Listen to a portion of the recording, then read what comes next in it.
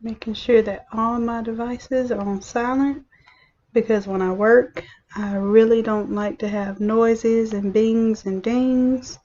That tends to take away my concentration, so that's probably also why I don't answer my phone or messages very often.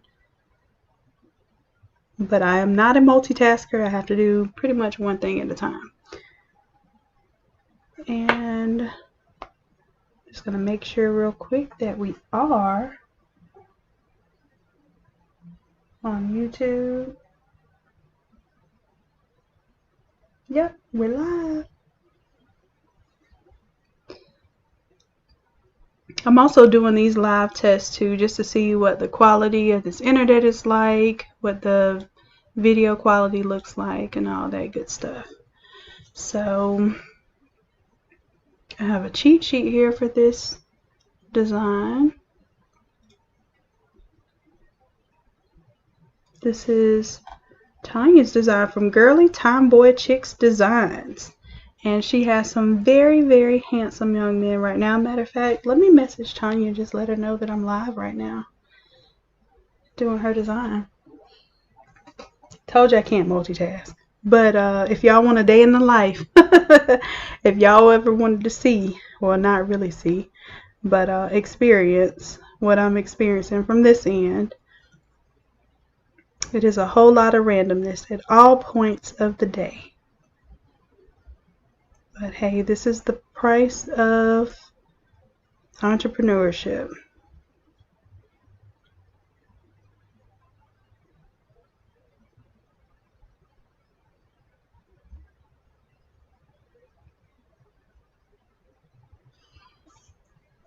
Alright, and let's see if she gets on, then I'll be able to take her input as we go. And normally, the only time I do customer input is like if I'm doing an event and on site, and I'm gonna go ahead and, hey Nate, I see y'all coming early. I just decided to go ahead and do a live on what I'm actively working on right now. All right, notification squad. And you all let me know what the sound quality is like, because I kind of rely on y'all to be my sounding board for, hey Karita. So yeah, to be my sounding board for whatever it is that I'm working on, because we're all a work in progress. So I'm trying to learn right along with y'all. All right, so Tanya, I messaged her that we're working on her design, so she'll probably be excited. But she did me a huge favor. Most of my clients don't do this, but she's also a designer as well, and she's learning Photoshop. But she sent me her photos already cut out, and she used the Remove BG. So if you don't have that in your notes already, it is a wonderful tool when you have decent quality images that have a background. And I'm trying to see where I'm going to use this image because it has his ring. I want to get that in there somewhere. So remove.bg, B as in boy, well, I guess like background, BG. So this is one of those things where you don't know where you're going with it, but you're just playing with it. So right now I just brought all of these images in, and then I've sort of arranged them so that we have orientation here that looks like a little bit of something. And I'm just trying to find balance. I have, these pictures are actually not together. They're separate pictures. But these are twins that go to different high schools, and they're graduating this year. So we're going to celebrate each of their styles. So Devin is an artist, so we're maybe thinking about graffiti style, painter, he's a cartoonist and a wrestler, and he also likes to make beats and stuff. So for his side, we're going to focus on that as the focus. So let's do our graffiti font. Why not?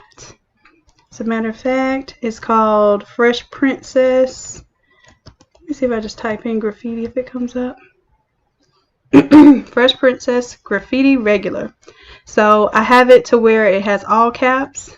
It also has lowercase in there. and we're even going to figure out our colors and everything. So Dante's school is gold and black. Devin's school is navy blue and forest green, but sometimes they use a neon green. So I'm thinking we'll keep it kind of classy with the colors so that they flow. And as a matter of fact, you can see I'm using our template from last time. That's the beauty of templates. And I'm going to go ahead and group all of this stuff so I can turn that group off and I won't see anything.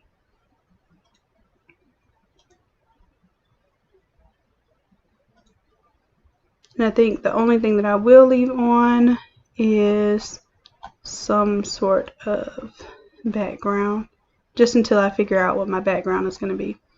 As a matter of fact, let's use this abstract background and I'll show you all how we can change the colors of it. Turn it on. We don't see much of the background right now anyway. And see, I have photos of the school that we might be able to use in there. And I'm thinking that I might reduce this down, because depending on what size shirt we need. As a matter of fact, let's go ahead and turn those guides on so we can see. We want to make sure that everything important will not be cut off. So anything as far as faces go, definitely I hate to cut off like half of a person's face. So we're good on this because this is the small shirt here. So we're at least not going to cut off any faces. I don't like to cut off the top of heads if I can avoid it. So we're going to avoid that.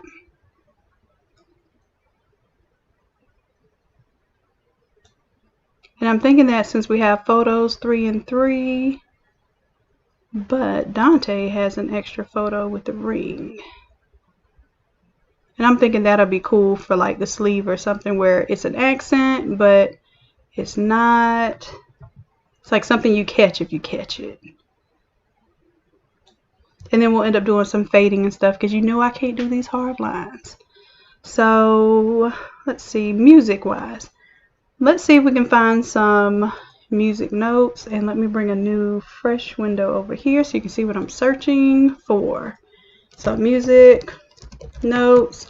Now I told you all last time about finding backgrounds. So I also want you to look for SVGs and vectors because they can be blown up to any size and they never lose its fidelity or quality.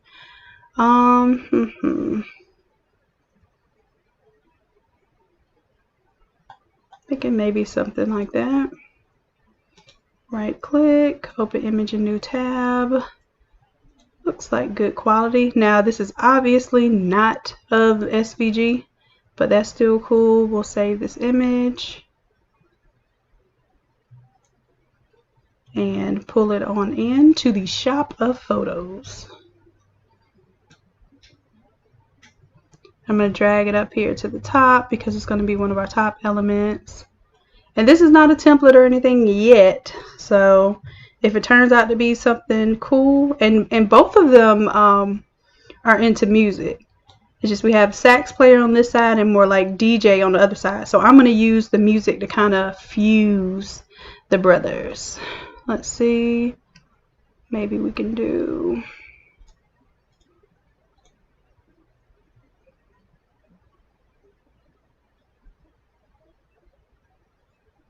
I'll tell you what I'm going to do. I'm going to go to where this file was saved. And I didn't want to confuse you all further, but y'all are in my day in the life. This is not really a tutorial. So since we're doing a day in the life, I am going to show you what I would actually do in this case. I would open this up in Illustrator and I would vector it real quick. Right click, open with Adobe Illustrator. Grab my water on here. And okay, there we go. She's coming along. So in the meanwhile, let me make sure I can be getting other files together. So we have music And I'm thinking maybe speakers or something on the other side to also represent the different type of music. So he likes to make beats. So she's thinking mic, turntables, and speakers. So that's a different type of music representation. Are we ready? Okay. So real quick, I'm going to vector this using the trace function in Illustrator. I have my image trace is over here. If you don't see it, then go to your window and go to image trace and it will pop up. Let's see, we're going to do this one as, you have some default modes here. I always start with one of these. Black and white logo is my favorite. It does usually the cleanest look, and then I play with my threshold if I need to.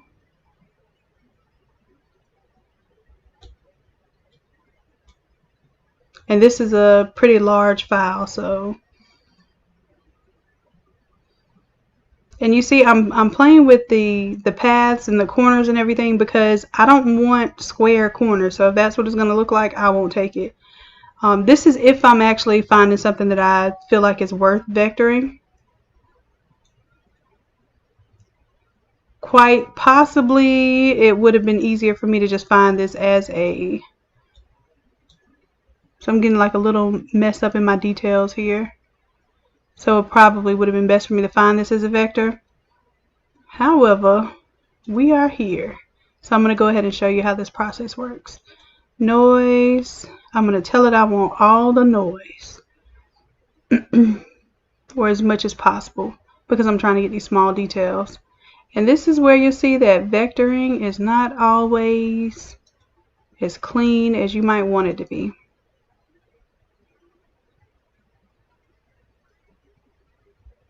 And like I said, it's not like I would want it, but I think it'll be fine for this purpose of showing you how to vector. But more than likely, I will go back and get the other vector. So I'm going to tell it to ignore white because I don't feel like deleting all the white out of here. And with that said and done, we will expand. I'm just going to copy, Control C, and go to my Photoshop, Control V, and I'm going to paste it as a smart object. So if I need to edit the vector further, I can do that. And there she is as a vector. Like I said, this one had a lot of details to be vectoring. Normally what I would do is I would go back to the source. It came up when I looked for vectors, but most likely, let's see, it's one of those not so vector vectors.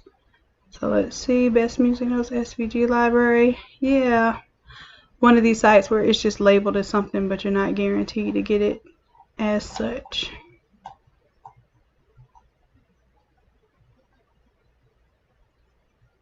Yeah, so I'm not going to play with that. We're going to move along because I think it's going to give me the gist that I need without going too hard on that particular graphic. So I'm probably going to do maybe a color overlay. And I'm going to choose white right now. And then we'll do a, oh, you can't see my options. I tend to pull them off the side anyway. Then we'll do an outer glow or drop shadow. Let's see. I think I like outer glow better. Well, what?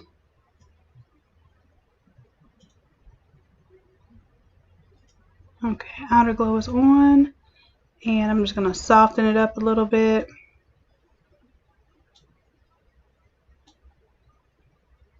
Maybe bring this opacity down some. And as we're working, we'll see what we need to do to modify that. But I just want it to be able to see it. Next, let's go with, I think what I might do is, let's put this one, kind of balances more with the ring. Shows his headgear. And Control T. I'm going to transform, bring that to a little bit smaller. And then I could have put put the suit and tie next to the suit and tie. I think that's what I might do. And I was trying to do the opposite of that, but I think we get a better representation of his saxophone in that location. So we're definitely going to take this one. I'm going to hold down shift and also select that photo. Bring that down in size, and I will fade them off, don't worry. But I want to make sure that on the smallest size shirt, so if mom is an adult small, I want mom to be able to display all the image, and then everyone else will fit. Right, so now we're getting an idea of scale. This photo is a little too large according to the scale of our forefront images, so we're going to bring that down just a little bit.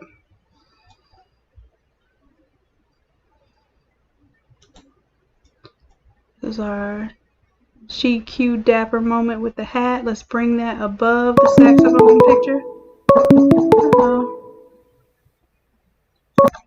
Getting calls on the computer.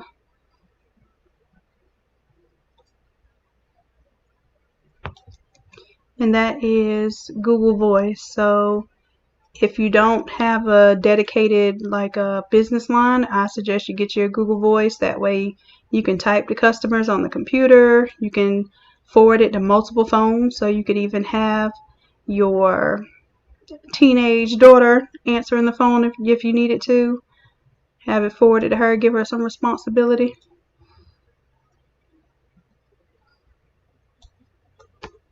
Then also, if you're ever looking for something that you text someone, you can bring it up on the computer, Control F to find, and search through your messages. Especially when you're trying to prove a point that, yeah, remember I told you I needed to have this by this date? And yeah. It is a helpful tool. I heard that they're going to discontinue it, but I haven't seen that yet.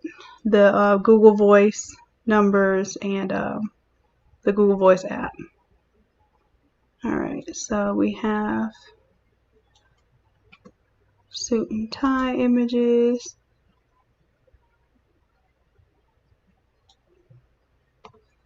Accent photos. And then we'll blend that in, and then the photo of the high school. I think I'm going with this one.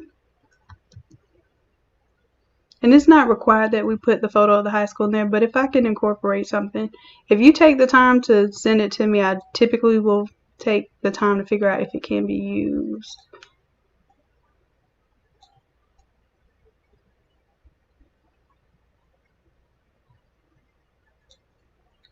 And you know me, I'll end up fading this stuff out and pulling it together somehow. I was trying to make sure that we save because that's the name of the school there. Make sure we pull that together.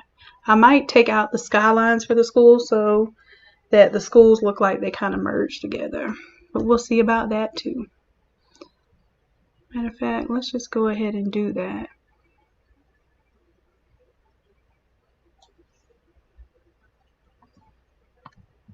I'm doing Control Plus to zoom in. And Tanya also has high quality images. So she is so far one of the best customers ever. And she's super patient because this design I wanted to take my time with because I kind of wanted to show off with some of the stuff that you can do when you put a little time into these multi-image projects. So that's why I'm not doing it as our live for tonight. I'm just showing you this is one of my regular jobs. So you know what? Let me go around this way. And then that way I have all the meat that I want to keep selected, the inside meat. And I'm going to hit my vector mask here. Good on that. And then if I want to further, like if I wanted to soften these edges up or anything, I can go through my select and mask feature and I can tell it that I want to smooth it out or feather it. And it's going to take quite a bit of time right now because the last settings, I have mine set up as you can see, to remember the settings from the last time. And this is really good if you're doing the same amount of feathering to multiple pictures. So every time you cut something out, you can do the same amount of editing to your selection. And I just made it just a tad bit feathered. And if I really wanted that to happen, because this is not really a vector mask, I'm going to have to remask it. And then you see it's very subtle, but it just smooth. It's just how to soften up that edge a little bit.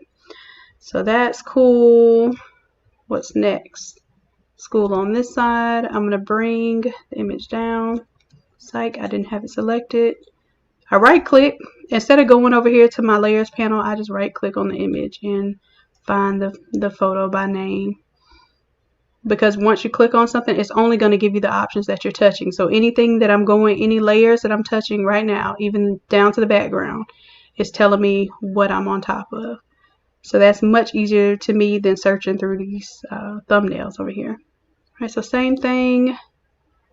Well, let's see, Control T, this image, and I'm being lazy. I should just bring this image. Let me show y'all what I'm supposed to do. But this is supposed to be a day in my life, and I don't always do what I'm supposed to do. I'm supposed to bring it to the front and then edit it.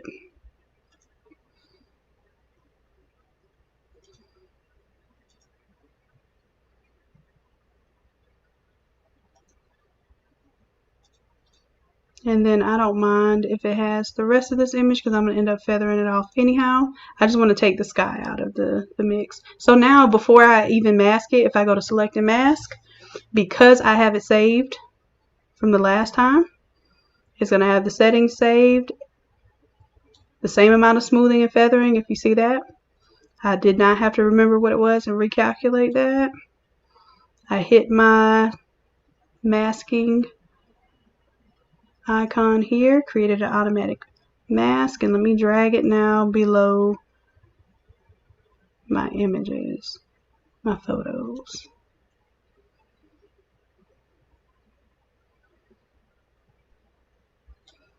Alright, so let's back up a little bit, see what we have going on. And this might also be where, let's say I don't want to mess up the layer mask that I already did. What I would do is group it and call this the right high school. And then I would add a layer mask to this one, because at this point in time, I'm going to start doing some feathering.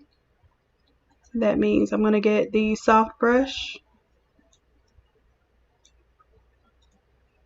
I'm going to go to my general brushes, my soft round, and then I'm going to right click on the artboard, bring down that size a little bit.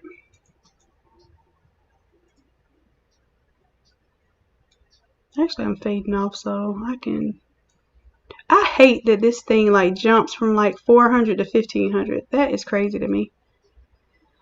Alright, so I am on this group right now, and that's so that I don't affect the current layer mask, and then anything that I throw into this group is going to have the same fading effect to it. So I'm going to do black because black conceals, right? White reveals, and I'm just going to slowly start taking off some of that image area there. That way, no matter where it goes, it kind of blends into its background. And if I want to, I can add a glow around it or something to continue to make the school stand out. But it should be, like I said, it should be subtle. Like people should look at it and go, oh, that's the school. All right, so other thing is if I want, I want my mask that I just made to stick with my photo. So that's good. Let's take Deca now. Deca, do we need to fade you off? Yeah, you got a little harsh edge right there, but I'm going to go ahead and make it a little bit bigger.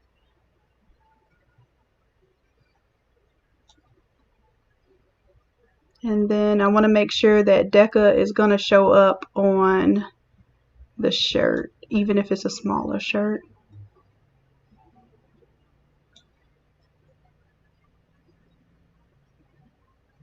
Well, I was trying to make Deca show up, but Deca might not get on there. You might see the ECA, depending on what size shirt we're doing. Because I think I'm losing a little bit of my scale when it comes to the schools. Because they're twins, you know, everything has to be equal. I'm probably making light of that, but I'm sure Tanya knows what I'm talking about. Let's see. So now this is the left high school. Boop, boop. So we'll go ahead and do the same thing. We'll put that in a group and we'll call this left high school. And we'll add a layer mask to it and paint a little black down that edge and fade. So now it looks like one school fades into the other school.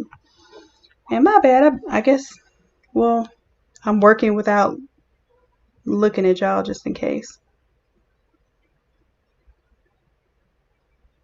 Okay.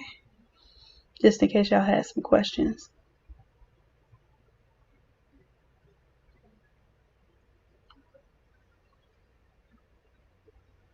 Alright.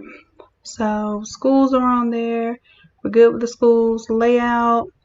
I'm almost okay with the layout. I'm thinking that this image is a little bit, because Dante has bigger hair, but I'm pretty sure. Now, if I make one of them shorter than the other one and the other one is the taller one,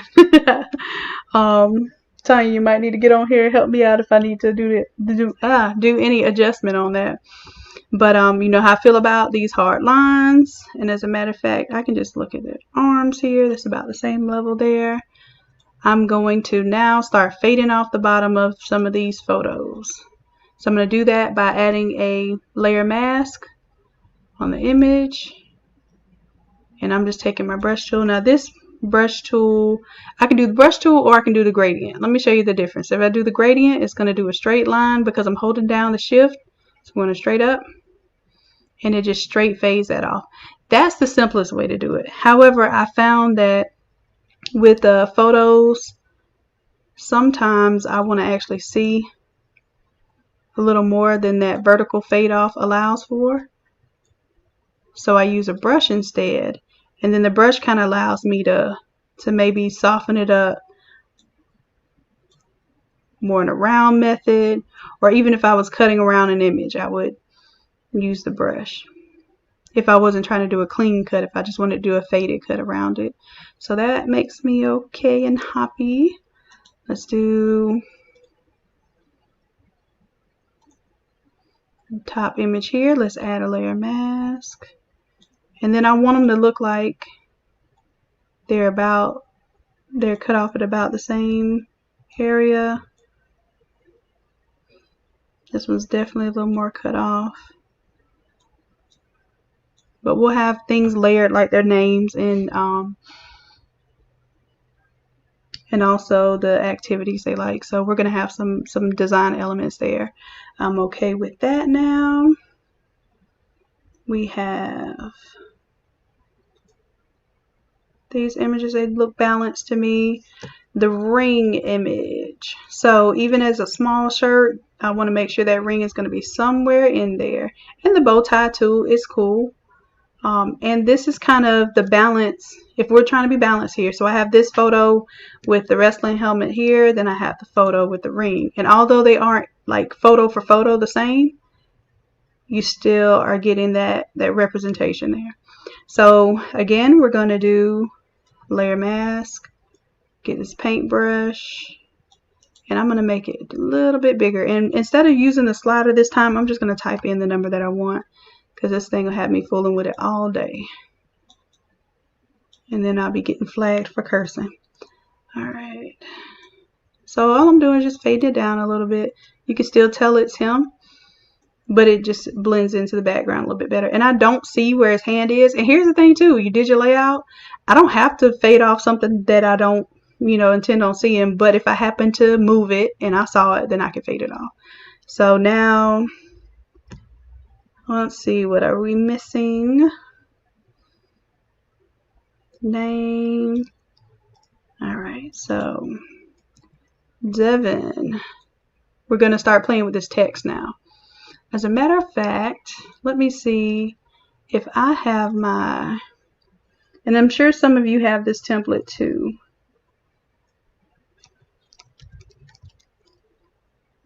Let me see.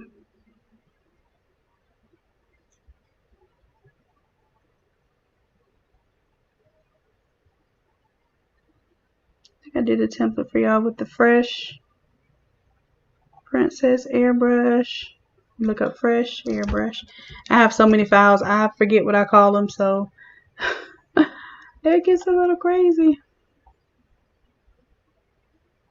And then let's sort by date. So that one will work.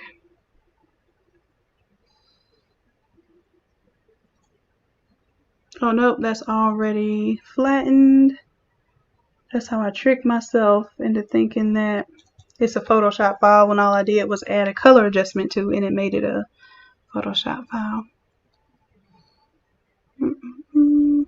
Just double click on this smart object, and I should have an editable. Yeah.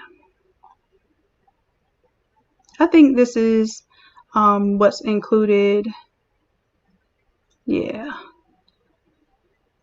You all have an option if you buy the font. It comes with a template, and I think this is the template it comes with. Alright, so all I want is to not have to. So this is what I want right here.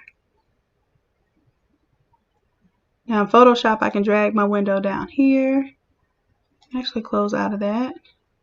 And then I can drag straight from one window to another. You can close that, I no longer need it.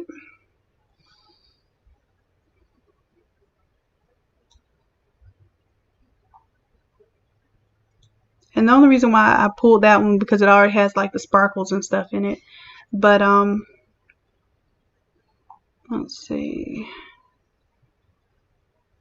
Shoot, I tell you what, I'll do it from scratch. Let's see, let's go to here. Let's bring our tracking down to like -40. I want these letters to be closer together, so let's try -80. There we go. And I'm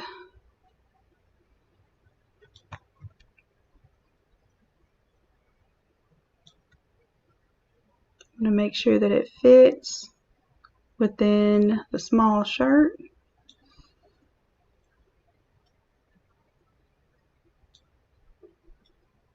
Now if I want to make sure that text doesn't get cut off, I have to actually make sure it's within this guide here, which cuts me off quite a little bit, but I'd rather be safe than sorry when it comes to names. I don't really play about words getting cut off. Photos can kind of be trimmed and looked over like you have an overbleed effect, but if you cut words off and it spells something you didn't intend to spell, that's not a good look. So let's see, this one is blue and maybe even lime green or neon green. So let's do a gradient overlay. And right now I selected the pink and yellow. I'm going to change the yellow to this blue. I'm going to choose like the darker blue. And since we don't have a green to select, I'm just going to pick a green. I'm going to get real close to my yellow, because as you know, in sublimation you are limited with your colors. But pretty much if you see it on the screen, it will get very close to that color. So we're not going to ever get a true neon unless we have neon inks. And we're definitely going to have to do some other stuff. Let's see. A drop shadow for sure. Let me turn this opacity up. Let's do a stroke here. And instead of a gradient stroke, let's do a color.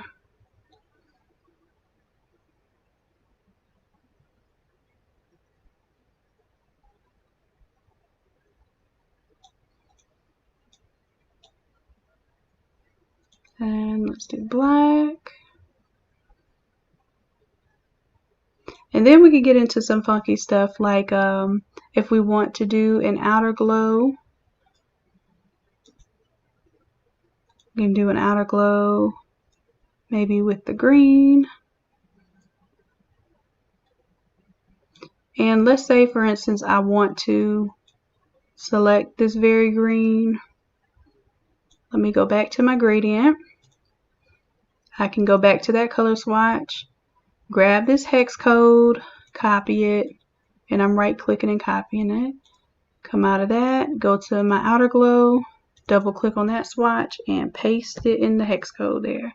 So now I have that same color green glow and I don't have to guess. So I'm turning the opacity up, we turn the spread up, and you don't have to have a soft continuous glow. I actually like these little ones that break it up. So I use these a lot, and you can even manipulate it. You go in there to your contour and you can manipulate your contour. I don't know if y'all wanted to learn all this today, but this is stuff that I play with when I'm trying to achieve different effects.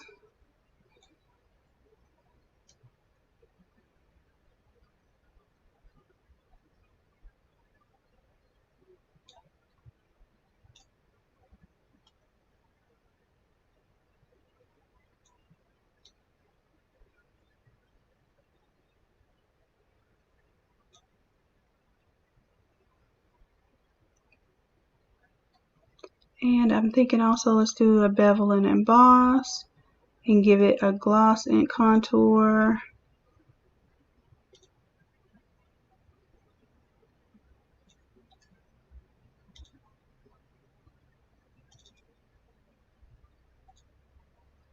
We can even make up our own gloss contour.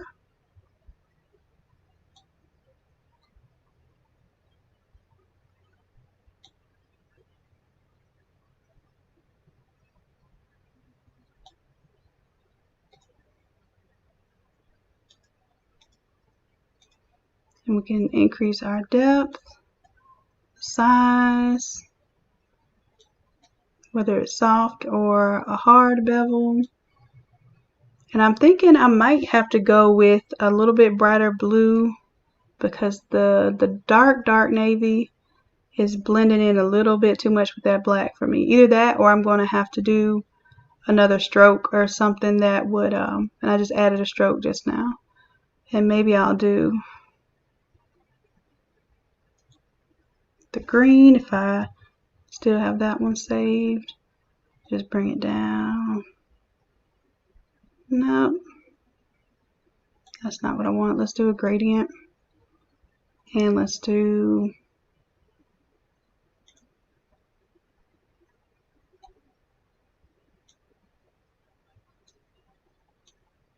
from light to dark.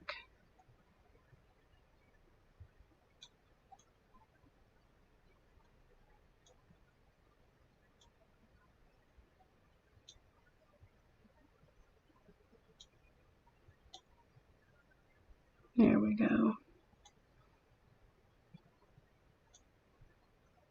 I don't know if y'all seeing what I'm seeing, but I I could play with this stuff all day. And sometimes, regrettably, I do play with this stuff all day. Alright, so now I can see the top of my text a little bit, so I'm okay with having that dark blue. And let me see if Tanya has any input.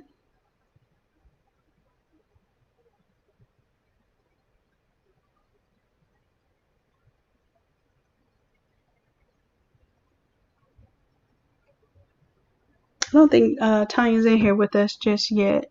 So when she does log in, she'll probably get a good little surprise. So Devin is into, where's my cheat sheet? Where are we at?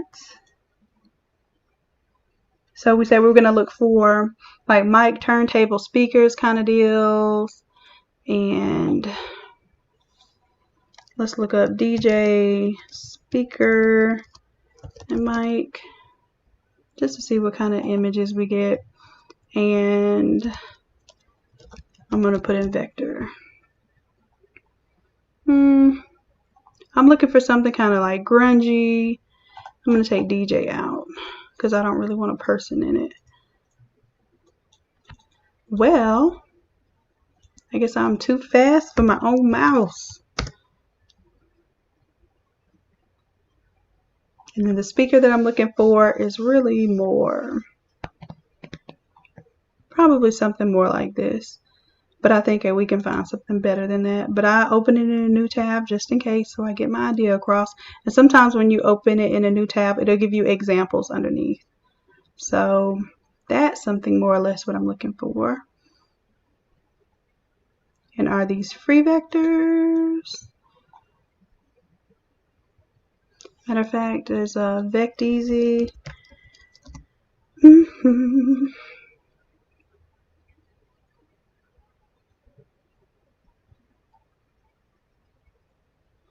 And this is an image. I don't think this is actually a vector. I'd be so scared to download this stuff, y'all.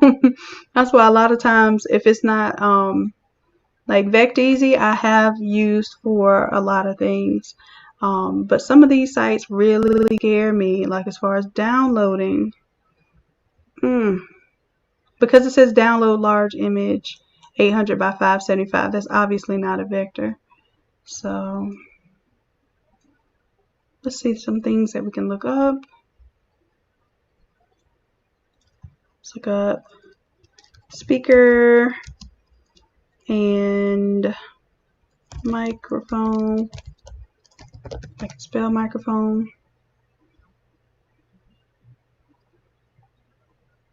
And I think I might even have a pro subscription. I can't even recall. And let's look up grunge.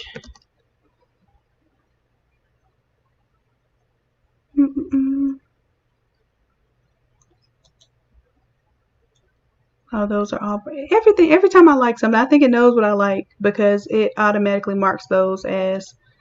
And these are iStock. Of course, they cost money. They throw iStocks right in the middle of the VectEasy. So when you see something you like yeah, that's a paid one there. Let's see, speakers.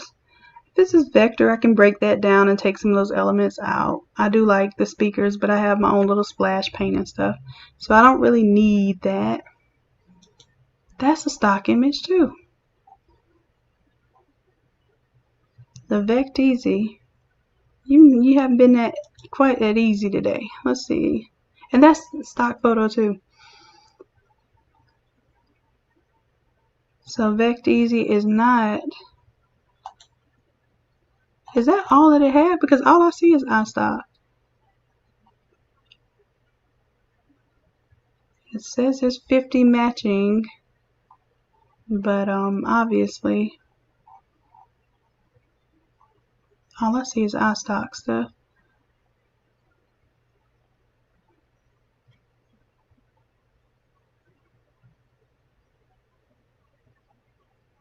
Yeah, this is all iStock. And I think I even have this image somewhere. I even have stock images that I've downloaded. I don't even know what's going on. So let's try downloading the Take Your Chances file. And it's probably, like I said, not going to be vector. But that's cool because we are printing this bitmap. So let's see. And it's compressed. So I guess you get to see something else too. If I am downloading this stuff, then I do at least show in the folder and try to, before I extract it, which I don't know how good this is, trying to do scan the item before you extract it. I don't know how efficient that really is, or effective that really is. So it says there's no issues found. Let's see if it stays no issues found. And telling me my path name is too long, and that's probably because this has a long file name, and I run into that sometimes. I like to name my file names whatever I would like for like someone else to look up, or if I were looking up. So what I'm going to do is just change this to just music, and that should be fine.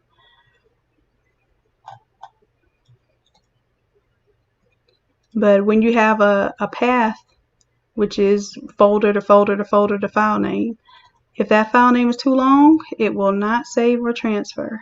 Okay, it is vector. Excuse me. Excuse me. So that that worked. And just checking in, guys, how's the sound quality and I guess the video latency on this thing? Are y'all still with me?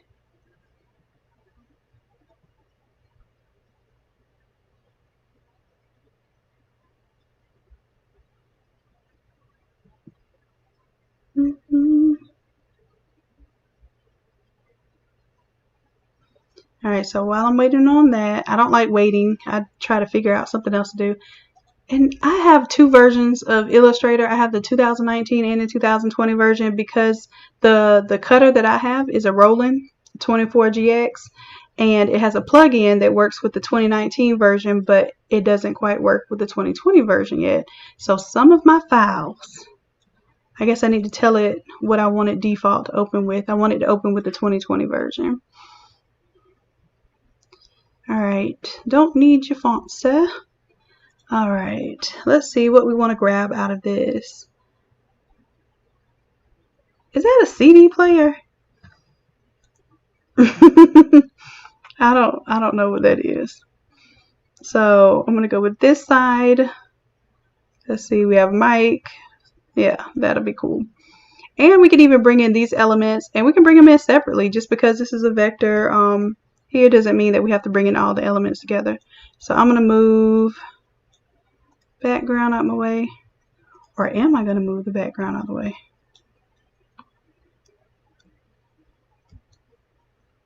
Let's double click. I'm gonna go inside of that and grab what I want. So select same fill color. Now this is Illustrator, this is not Photoshop right now. So you get a little bit of that today. I did select same fill color because I wanted all the yellow. So I'm gonna cut that separate because I might use that as, like, you know how I have the music notes kind of swooping up on one side? Maybe these will swoop up from the other side. As a matter of fact, let's do it. I'm gonna Control X that. Clear clipboard, I can close down. Control V it here. There's a smart object. And let's see if I can kind of get these to look like they're crossing. That's my line. And the beautiful thing, if you bring it in as a vector, I can always go back. Like, I don't like that little crude paint splash, so when I double click it, it's a smart object. It's going to open a new window. I'm going to select this object, artboard, fit to selected art, zoom it in, and I'm going to take off these paint splatters. They look more like blood stains. I don't like it. Okay, and then even these swooshes, I'll decide if I'm going to keep these swooshes because I think I have some better, I do have some better swooshes.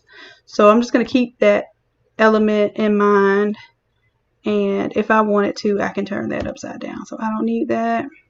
I said I have my own paint splatters.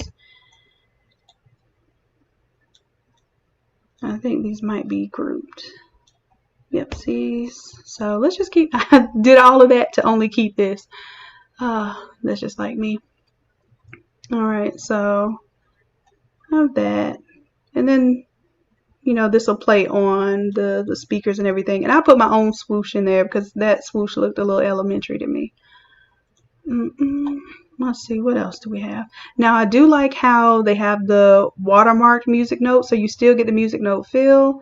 I think what I'm going to do, though, is take this side. That's all together.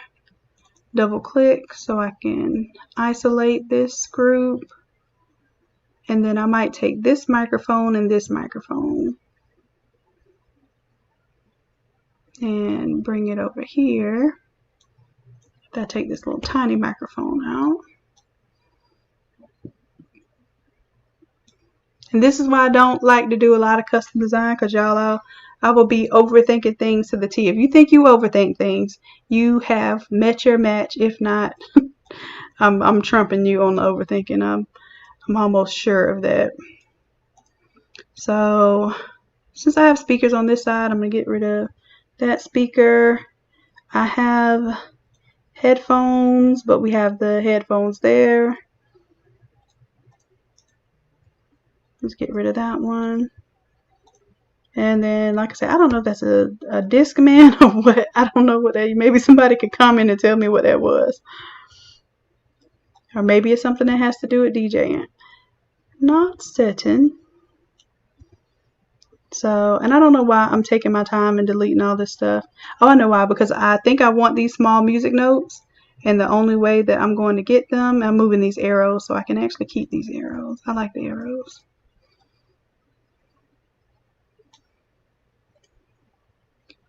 And that music note. I'm gonna keep the composition together a little bit because it has some white music notes in here too, and we'll see it once we put it on a dark background. Speaking of dark background, I can always color that. And of course I don't want to make it black. I'll make it some random color, arrange, send this to the back, and that way I can see what I'm working with.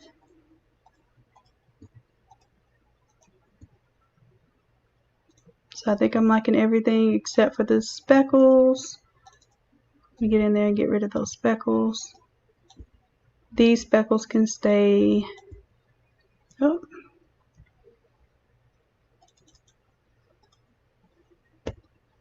Alright, so I'm going to select everything except for the background. Control C is my copy. And then I'm going to bring it on over here to Photoshop. Smart Object. Alright.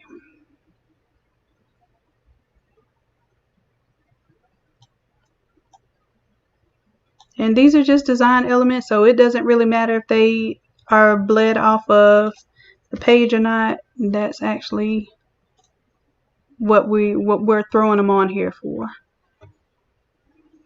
And you know what I haven't done this whole time while it's thinking? Is hit save. Control S. Just, I am trying it.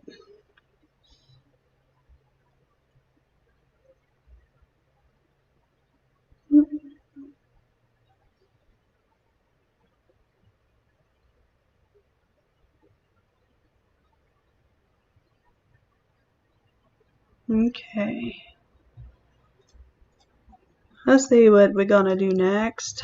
Let's take Devin, bring it above the artwork.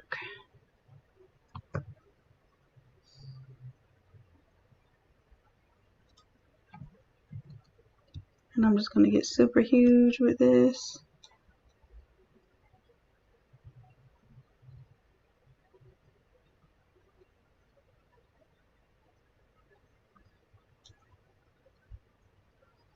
And let's do something to make it stand out a little bit. Let's do an outer glow.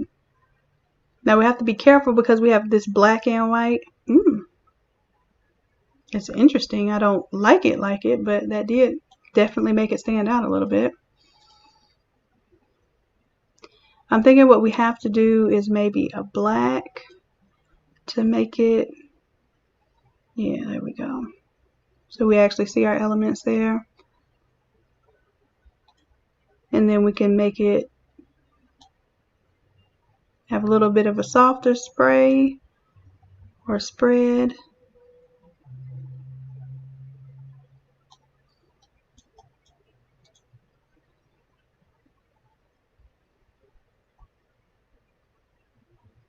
And then I'm even thinking, now we can't go vertical because then I'm going to cover up that image. Or we could go vertical and then I'll just have to move my images. But we'll see. We shall see. So we got some images in here for Devin. Let's see what we're going to do for Dante.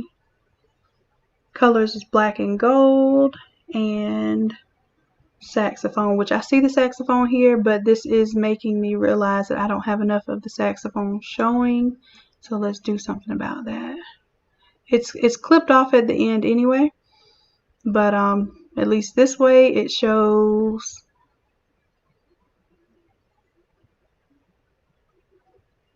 I just don't want his head to end up in the armpit either.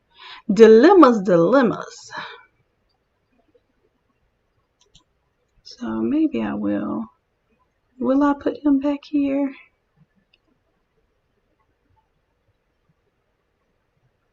And then let's see, also another thing I can do, since there's no words or anything, I can Control T and I can flip this horizontal and see if it does me any good to show it this way.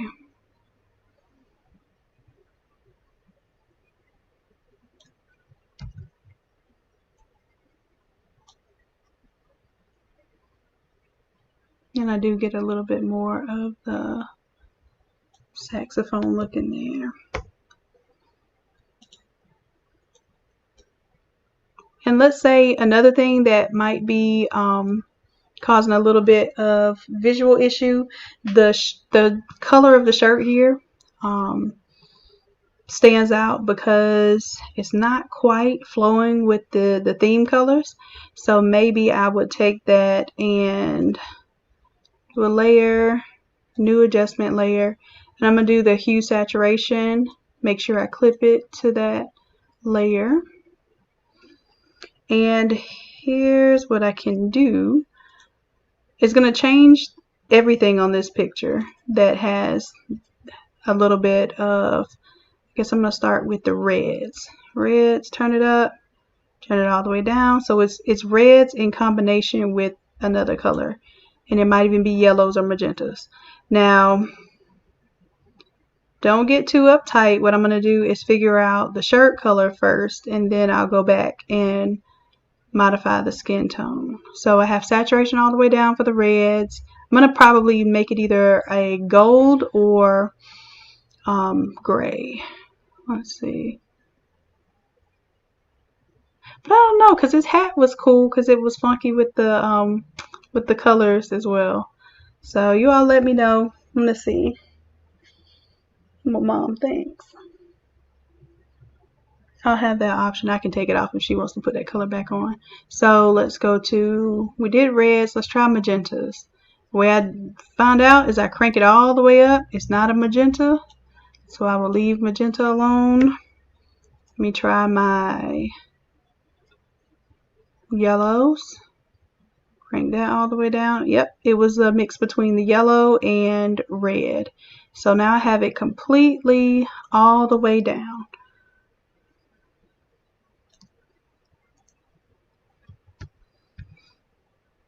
And right now it's over the whole picture. So what I'm going to do is reveal the whole photo. Okay, so the hat has like the straw hat kind of tan colors to it. So if I make the shirt more of a golden color, a light golden color, then it will still go. So let's do our paintbrush. And right now I painted everything black with the paint bucket tool. So now I'm going to come back with the paintbrush tool and I'm going to start painting in white. So in this case, the black conceals, the white reveals. But what it's doing is it is allowing my layer mask. Well, my layer mask is allowing the color to either come through or not come through. And I'm doing this a little bit crudely. Typically, I would take my path tool and actually cut this shirt out completely and do it the right way. But that's if I was like being really specific.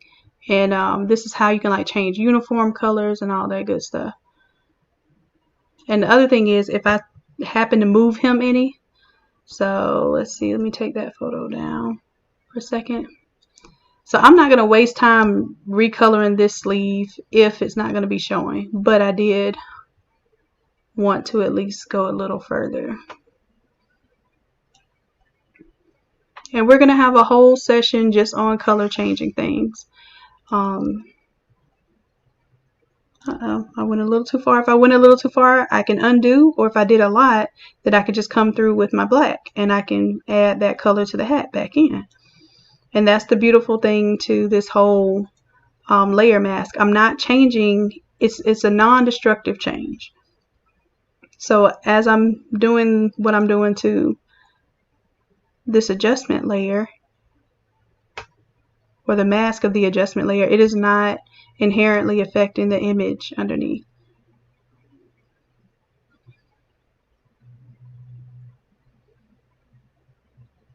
And I know you might be saying this is a lot for something that I didn't have to do, but I figured while I'm here, I would show y'all what I would really do and really think about. Now, if I didn't have the time, I probably would leave this shirt the color that it was. And I'm bringing my size of my brush up now because I don't have to be so precise. I'm away from the details, except for when I get back around this collar. Now let me show you what I should have done. So I can take my pen tool and select, select, select, select. And I would have selected everywhere that the shirt was. You can also use a quick selection tool. It'll sort of grab this stuff for you too.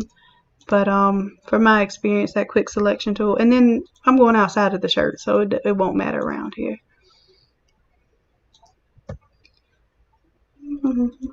Which honestly, now that I'm doing it this way, it probably would have been best to do it this way. And I'm getting sloppy because I'm not paying attention to where my actual outlines are. Coming on the outside here. And I'm holding down, when you see this little white glove pop up, the white hand, that's me holding down the space bar, and I'm moving things around without having to interrupt my process. So I got that closed off. Now I can make this a mask, a shape, or a selection. I'm going to make it a selection. And it asked me if I want to feather the radius any. And now, when I go to paint, it's only going to paint within the area that I have selected. So voila. Now I can get as close as I want without being so safe on those edges. I can get loose. And as you can see, I still see a little bit of the color there.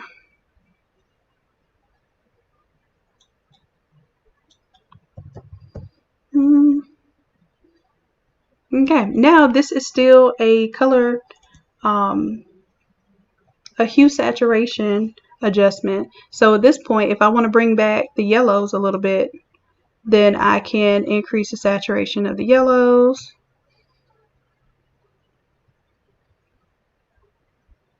And then I might even play with the hue of what my yellow represents. So it's going to be a very slight change. And then I think I'm going to bring the lightness up because I want it to be different from the color in it, like his pants are khaki. So I'm going to let it be a little lighter. So it should end up looking kind of like the lightest color of this hat. Do the same thing to the reds. I took the saturation all the way down, but now I have an opportunity to kind of bring the lightness up a little bit.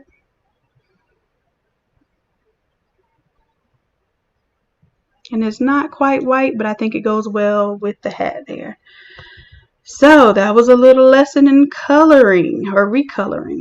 I'm going to do Control D to deselect, bring my image back, make sure I covered up everything there. And this I'm going to fade off anyhow. So let's go ahead, add a mask here, a layer mask. Grab my paintbrush tool. Let me get the size a bit bigger. And let's swoop, swoop, swoop. Oh, it's on white, so I have to turn it to black so it can conceal. Swoop, swoop, swoop away. And then that way we end up with the image ending up at about the same place that the other image is in. Okay, I see a little bit more balance there now. And that, tell me if I'm tripping, if it's just me, if that coral, if doing that was worth it. um, yes, Freddie, if you wanted to make that shirt a specific color, you can actually do what's called a color overlay. So, let me show you what that looks like. So layer, new adjustment layer, or actually it's a fill layer. So you can do a solid color, or you can do a gradient. Let's do a solid color, and let's say okay. And let's say you wanted his shirt to be red, and I'm just going to clip it on that image. And then I can delete that layer mask, and I can take the layer mask that I used just for the shirt, and I can alt select it and drag it up. So now it becomes the mask for this layer. Right now it's just red and there's no blend mode or anything on it. I can play with my blend modes here and get it to, oh, I'm on the wrong thing. Duh. Got to be on the red layer. So now I can play with darken, multiply usually does what I need it to do. I can play with the opacity or the fill. But it's technically this color. If I want it to be a different color red, I can go in and actually change that. And as you can see, this where this layer mask is not exactly clean. So if I want it to be real specific, I would clean this layer mask up. But yes, that's one of the ways you can change it to a specific hex code. So if I double clicked here, and I think maybe I still have that hex code saved for the green. Nope, I don't. Nope, I don't. I probably copied and pasted, an image between there. But yeah, so that's an example there if we wanted to change the color.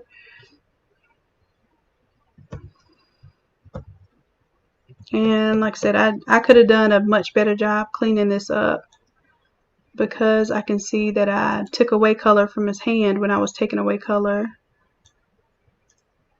there. Let's go to my mask, and I'm gonna add that color back on his hand. And you still see a little slight tinge of the coral around that hat. But if I would have cut with the actual pen tool and got that selection a little more precise, that would have done better for that. Okay. So let's see what else we are needing. Now we have black and gold over here. So since gold is our color, I might take the music notes and let's do a gradient overlay. And let's play with some gold. If I want that gold, and the saxophone is kind of like a yellowish gold. So I have different golds that I play with. That one works. Maybe we bevel and emboss it a little bit. You gotta be careful, because if it's not a real clean vector, which y'all know that wasn't a real clean vector when you see me vector it in Illustrator, when you start doing all these effects to it, it makes it more apparent if it's not that clean. So you just want to be aware of that. Let's see.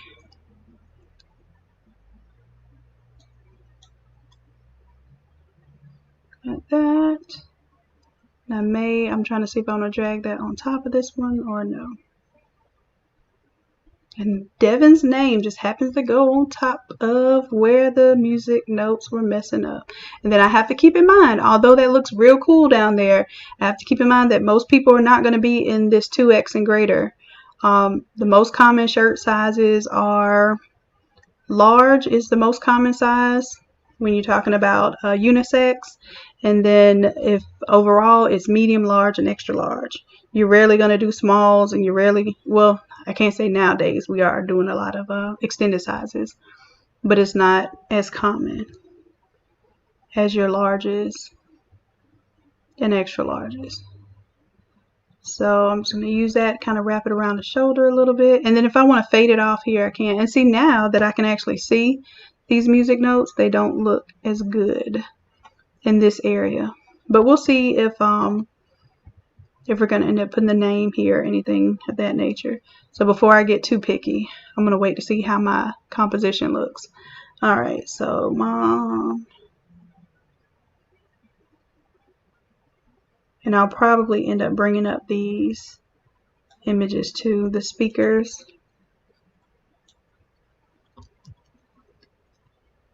Same deal as I don't want, like if it's a 4X, it makes sense. But when it's not a 4X, you can't even understand what those design elements were.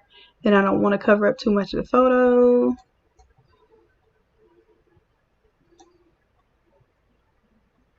And I said I was going to add a swoosh.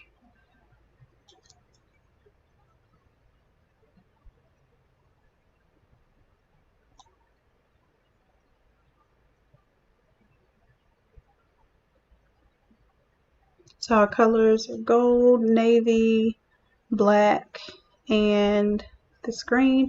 I don't know, I might not use the green because it might throw things off from the overall theme. So like I said, I go, you know, as I go, I kind of figure it out. So let's do this vector here. Let's go ahead and do a color overlay and maybe even a gradient overlay. Let's do gradient, and let's do this lighter blue to the darker blue.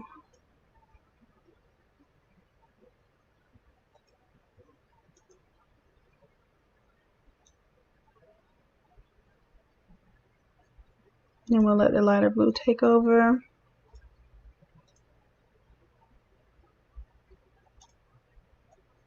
A little drop shadow so that stands out. And I see that I have some trash in the back of my vector here, and if I zoom in I can show you. See, that came from those little spots where my vector came from, so I'm going to double click on that. I can select this stuff and then go to select inverse, and I can delete anything that wasn't my main image. Say yes, and it will automatically save it and update it in my Photoshop file. Okay.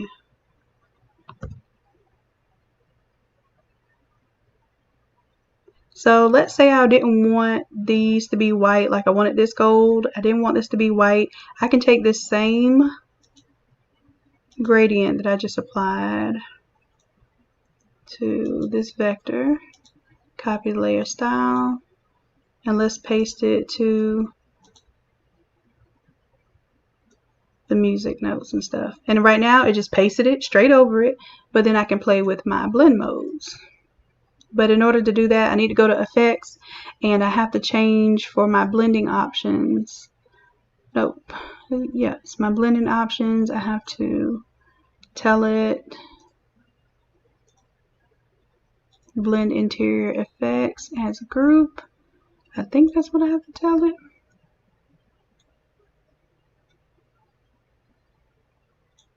And then my blend mode, I'm going to do normal.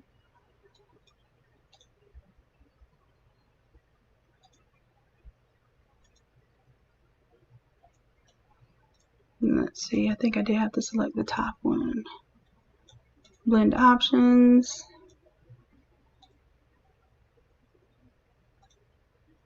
What am I doing here?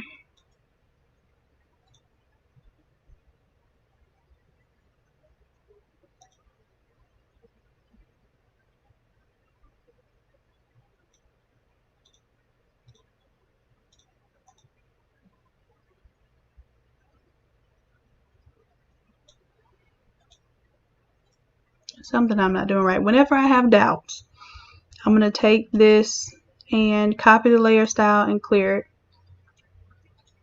Because Photoshop has made some changes lately, and I didn't used to have to go in and check those boxes to apply the same layer effects. So what I'm going to do is group it. If you're in doubt, just group it. So then that way, when you are pasting the layer style, you're applying it to this group, and then that way I can play with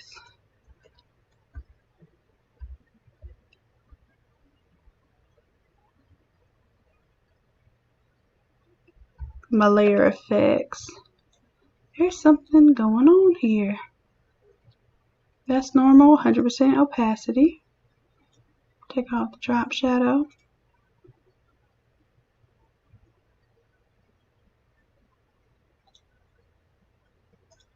Let me see if I turn down my fill.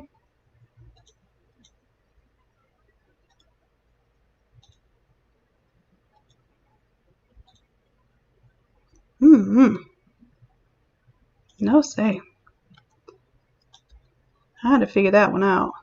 But let's see in the meantime.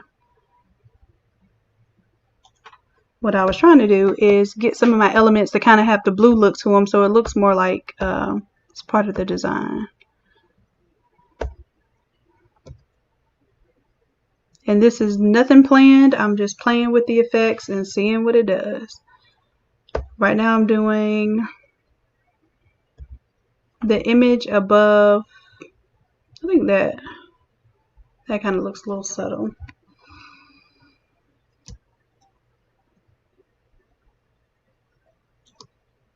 And then, like I said, I'm going to take this bevel and emboss off, because that was throwing off the image up here. It was making it look trashy.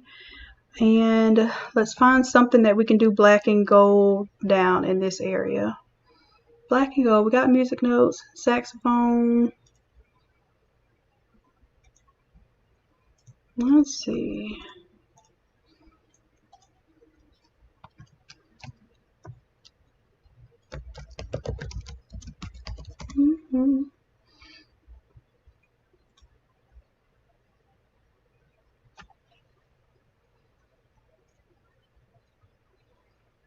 Since we have the music notes, we could go with more of a silhouette type deal.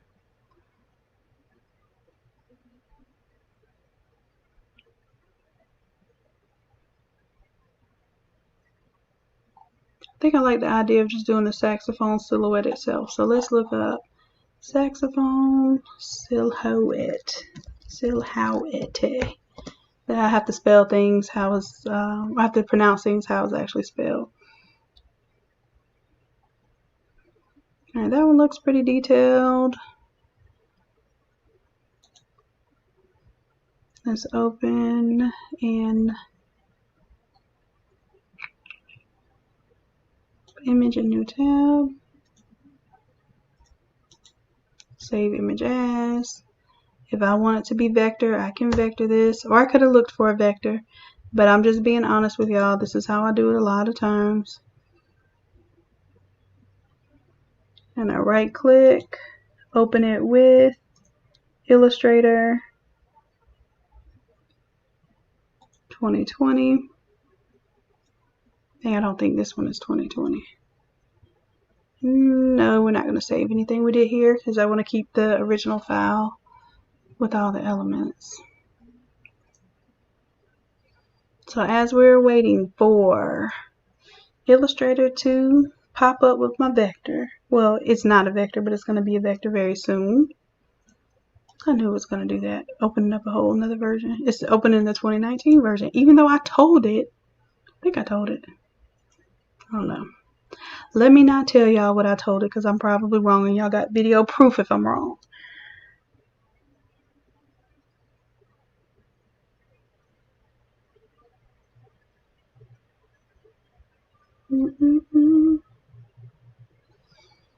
Let's see. Are we ready?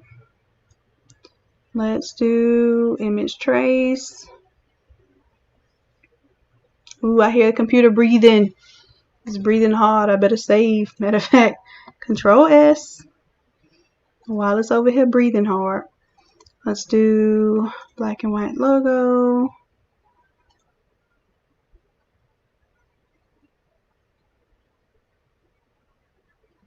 And let's do higher number of paths and corners. We're not cutting this out, so I can have as many paths and corners as I want. And then my threshold, I want as many of those smaller details as I can get, so I'm going to bring down the noise and down the threshold. Then I'm going to tell it to ignore white and properties expand. Double click because I don't want whatever is at the bottom. I'm going to Control X. And if I wanted to save this, let's say I was into saving all my vectors, which I'm not, I probably should like save that as a, I wouldn't have done Control X then in that case. But that might be why I end up remaking a lot of art a lot of times. Alright, so we have our sacks here.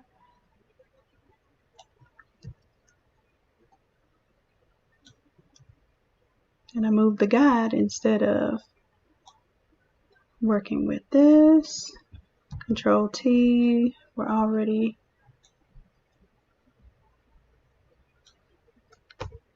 So now our colors are the black and gold. So I think I'm going to keep the silhouette black. And let's see what happens if we do an outer glow.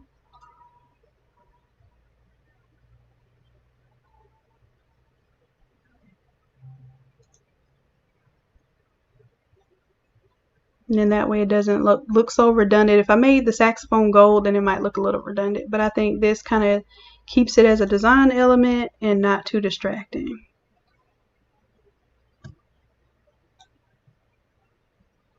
And like I said, you can imagine that a lot of this is going to get cut off anyway. So you just want to make sure that you have the majority of the visibly recognizable elements within the space. All right, let's see what else. I think I covered.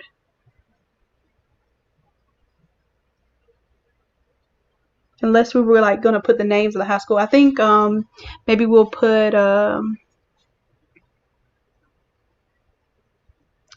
class of 2002 somewhere. And in that case, I'm trying to imagine where we're going to end up putting these names. So I got Devin. Let me Alt and drag that over. And then we have Dante. D-A-N-T-E. And I do not type people's names in. I copy and paste them. So I don't care if it's a short name, long name, whatever it is. I ask people to text it or email it to me. So then that way I can copy and paste. If there's any error that I can avoid, especially since we're in design mode, we're not in spell check or writing mode. I do not like to be responsible for that kind of stuff. Alright, so let's see if I can get these colors how I want them. Dante saxophone, I'm thinking more of like an elegant font. So let's see, what do we have here?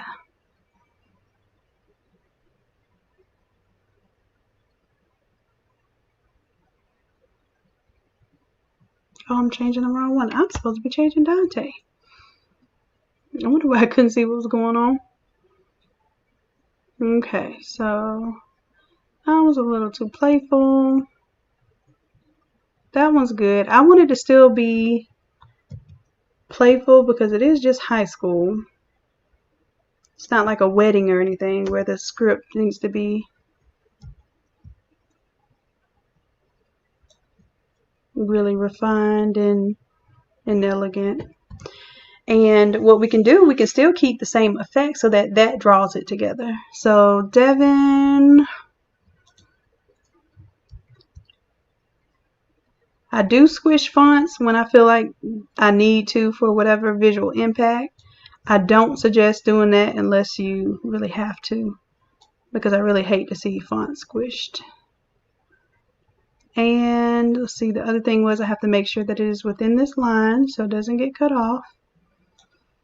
I don't care if the glow goes outside of this line. I just care that the letters. Let me get my water.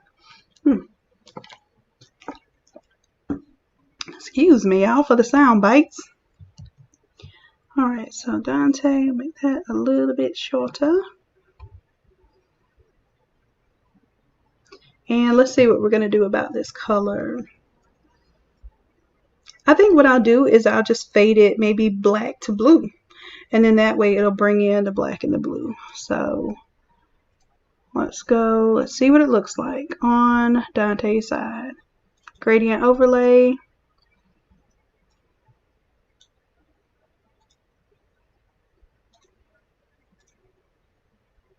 And technically he's black and gold.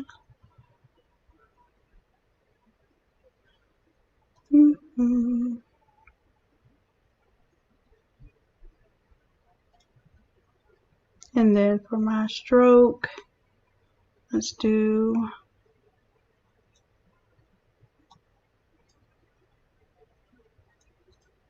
another spot, and let's pick a little gold.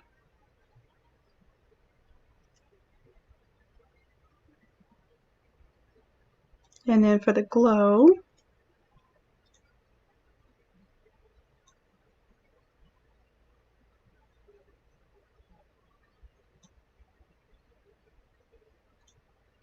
now I'm just playing with this right now. I haven't decided that this is exactly how it's going to go, but I'm at least trying to pull my thoughts together.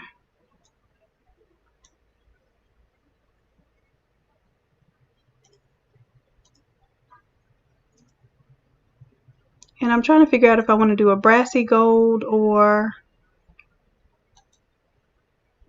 more of like the Vegas gold. I tend to be more of a Vegas gold girl, but in this image, I think the brassy gold kind of stands out a little bit. So I did a little mix between the two.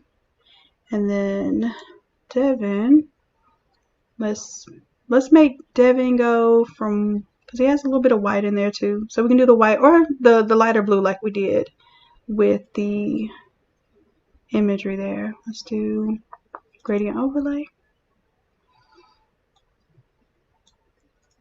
And where the green is, let's switch that up to white. See, now it's kind of, it's still a split shirt, but it's giving me vibes more like it was intended to be this way. So let's go lighter blue. That works for me.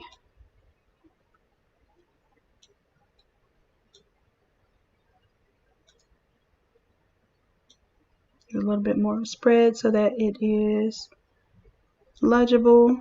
And let's say okay. Let's play with the stroke a little bit. Pull the black down. Let the white be a little more exposed. And then we'll add the light blue as a step. But the light blue has to occur earlier so it doesn't blend with.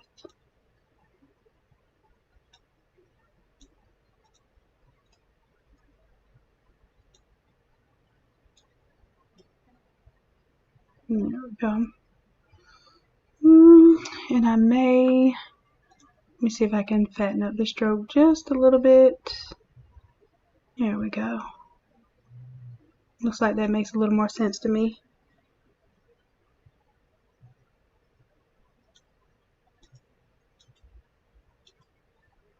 And we still have the dark stroke. That's still giving it something to look at. And then I can take my outer glow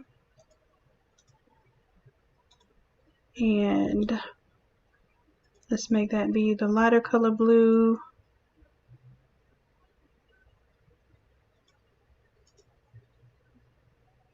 The dark blue kind of gets lost, but if I do more of a medium lighter color blue, I still get the effect of it.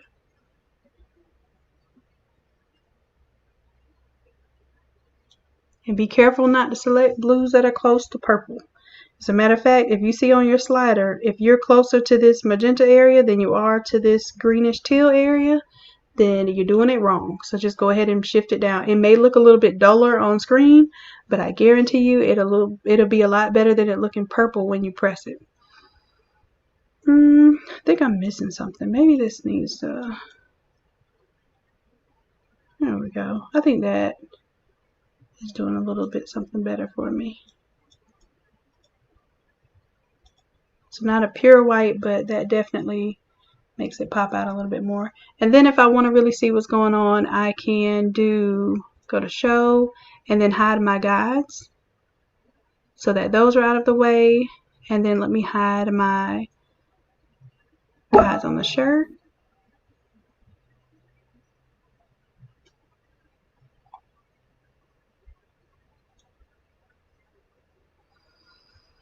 Okay, so, and then here we didn't have a lot to do with the background because the shirt is almost completely covered up. So,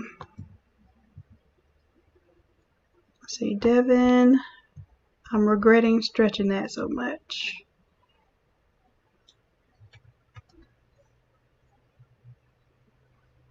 And now we can get into what we want to do with this outside area. And at this point in time, I'm going to take a look at my chat notes to see if y'all have anything for me. Any ideas or constructive criticisms, that sort of thing. Okay, so I have the gold to the black. And then now I'm going to take off this background because that background doesn't really do us any justice. And we're going to just do a solid color. So I'm going to add a new layer, get my paint bucket, and I'm going to make the paint it black just so that we have something dark to contrast our images with. And then there's slight things that I see, like the top of the school here. I might bring that down so it matches the top of the other school. And that transitions well. What else? Before I start doing any other design elements.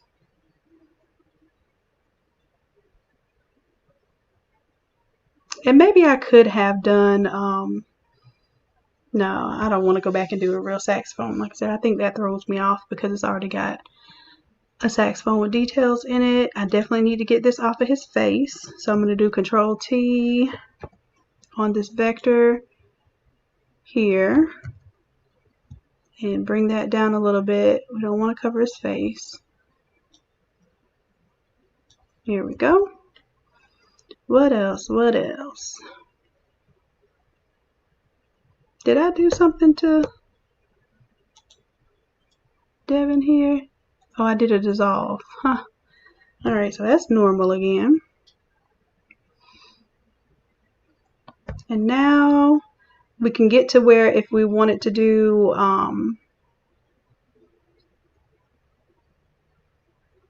something with 2020. So we can do a 20 and a 20, but then that'll be covering up some of the images that we have.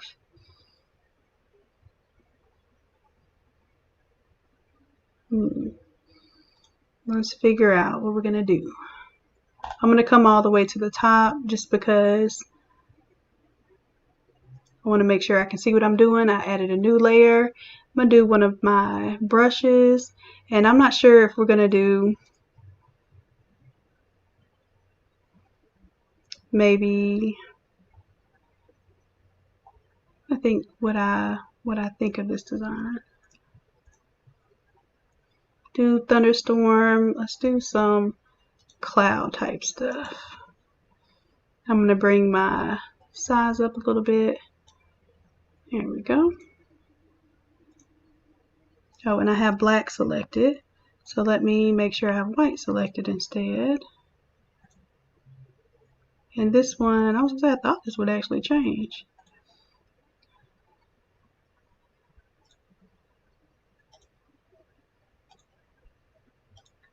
Alright, so on this layer, I'm also going to bring the fill on this layer down. So I get a little smokiness, but not like clouds. And then that way when I layer it, I'm going to do a new layer.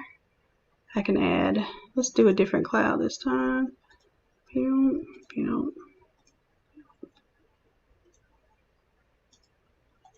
Now, remind yourself that what's down here is most likely not going to get printed. So what you're doing is you're building up from these edges that you probably won't see anything on these edges anyhow.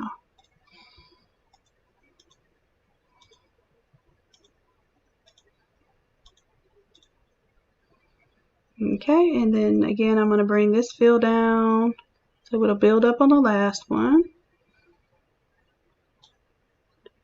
And let's do a little lightning. A little lightning. And let's right click, get that size up a little bit.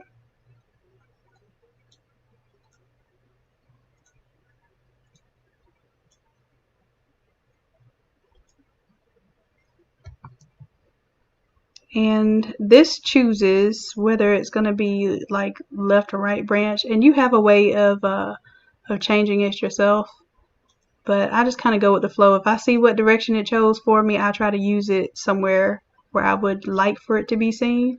And then like now it's switched up this way, then I'll start bringing it where I want it to go. That one coming off this path. And if it's one that you don't want selected, just select somewhere outside of it until it flips around and changes. Now I'm messing up because I'm doing this on my cloud layer. I was supposed to do this on its own layer so that if I went too crazy and too heavy with it, it would have been on its own layer. But too late. All right, so I got the black, and then what I'm thinking I'll do is maybe even, let's try to do a new layer. And I'm just going to play with, what if I had the lightning that would fade from like the gold over here and then the blue over here. Who knows? Let's try something new today. Why not? Why not?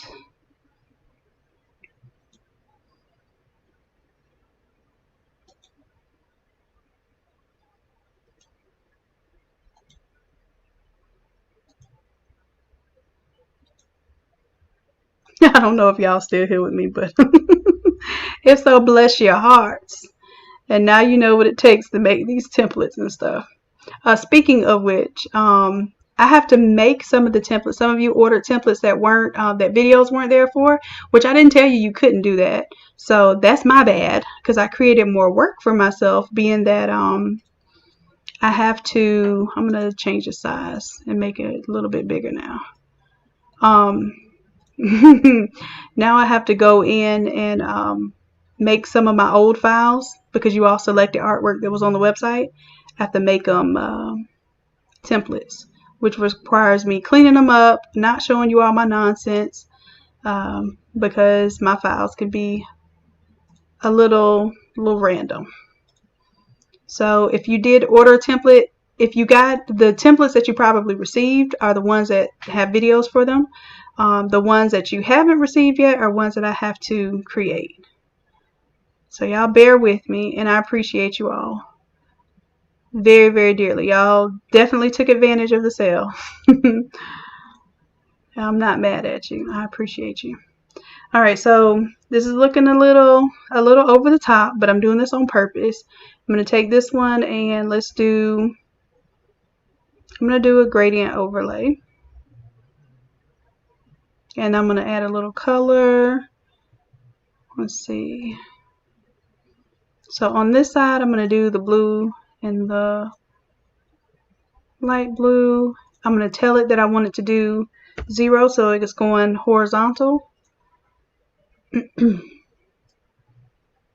then I'll throw some gold over here. I'll do my dark gold. Then I'll do my light gold, make a new stop, put the light gold. And then if it's two colors that when they come together, if two colors look muddy when they come together, I'll typically put white between it. Now let's see what it looks like when we pull this layer below. Oh, we don't even have to pull it below. This is what we'll do. We'll do a layer mask on top of it. I'm going to grab my soft brush, and then anywhere where I see a face, because I don't want this lightning over their faces, I'm going to What's that? How do you go from 1,500 to like 3,000? I mean, from 500 to 3,000. 1,200. You think you can pull that off? Thank you. What I'm doing is using the black now to just kind of dab over the lightning that happens to go over their faces. Whoa, okay. That was my computer acting janky. And have quite a bit going on over the names. I don't want it over the important part of the names. It's going over the speakers a little bit, but that seems cool to me. Y'all let me know what you think. I'm about to log back into my comments, and I'm going to hit Control S and save. Yes, we're doing Rona. This is an extra live. As a matter of fact, this isn't even a tutorial. This is just y'all getting to watch what I do and see how much time I spend doing randomness. So I'm still doing the plan live. It's at 9 Eastern time, so it might be 8, yeah, CST. So it's gonna be 8 Central. So yes, y'all get me for a big chunk of time today. I'm actually working on a design for one of our members, Tanya. She has twin boys that are graduating this year. So we are working on this as a treat for her. This gets to be something that we basically get to see live. So, 2020. I got to put 2020 on there somewhere. And let me bring that. It's already to the top. Let me Control T and make it as large as I can make it.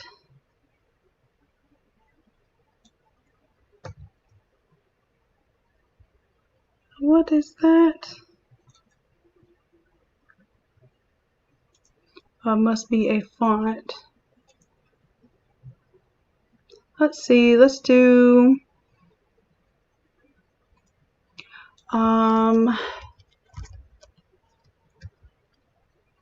let's do the Supremely font. This is a font that I have available for sale.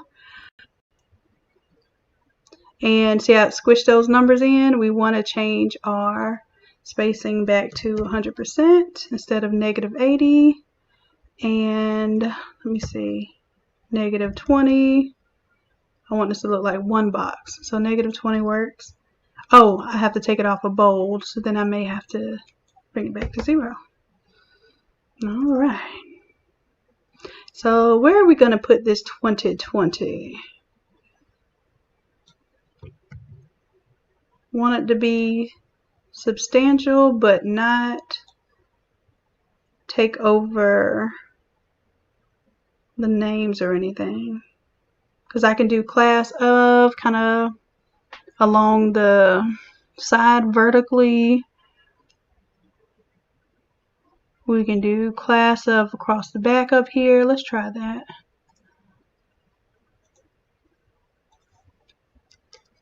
Class of, and this we're now going to do maybe a script font, something fancier at the top.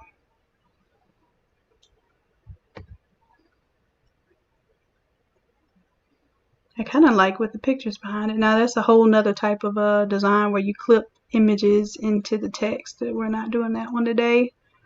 Let's see, what do we want?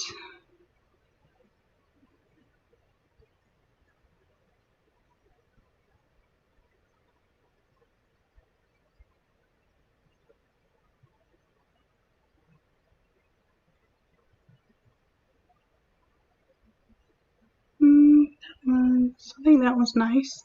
That one is called Arisha Script.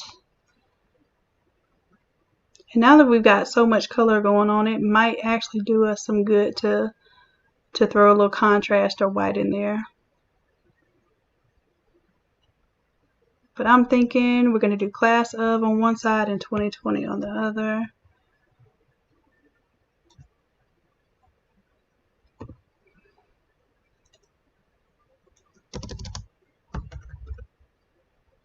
I just hate when a font, yeah. We'll just do class of in one font and the actual number in a different font.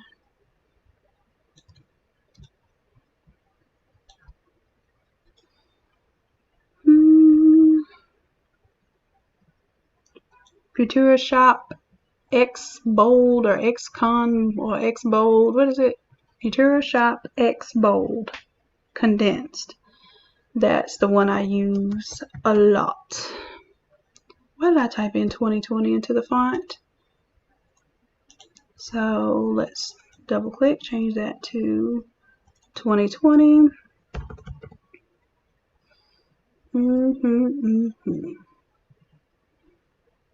Control T. Make that a little bigger. And then we can take these and bring them below the photos. It'll be kind of magazine style where the titles are, you know, underneath the backs of the head. So, but it's still in front of the high schools. And just real quick, let's do, I think we're gonna keep this clean. Let's keep it white. And I'm going to group this text together. So whatever I do to this group is going to happen for this set of text and this set of text. So let's do our effects. Let's do definitely a drop shadow. So then I can get the black to kind of offset this white.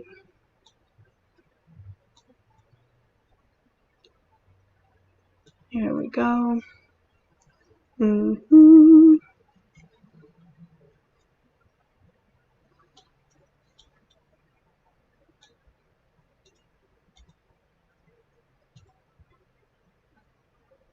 Got a little bevel and emboss there. Kind of makes it look a little like glass almost. Let's take this 2020 off. I'm just going to go ahead and delete it.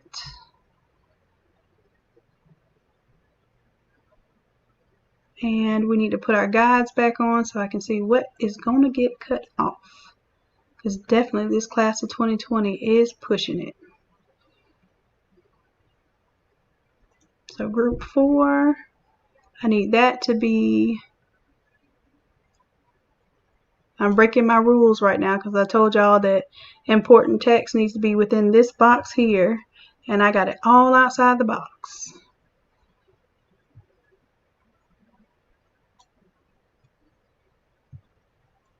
But it looked so good when it was so big. I'm gonna go outside the box just a little. Just a little, at least where I know where the sleeves are. Don't follow what I'm doing. do as I say and not as I do. Because I know I've seen people with like words that go from sleeve to sleeve, and you're almost guaranteed that something's gonna be cut off. But what I can do is I can now take my photos and maybe shrink them just a little bit to where I can see that text. And of course I see more of the school.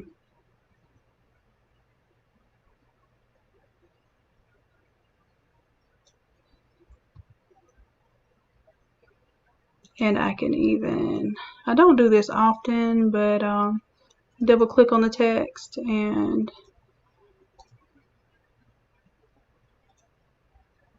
oh, I forgot. It's going to do the whole thing. So, edit, transform. It's not going to let me do it unless I rasterize the text, and I don't think I'm ready to do that yet. I was gonna like make this arch up here, but I don't even know if I would like that.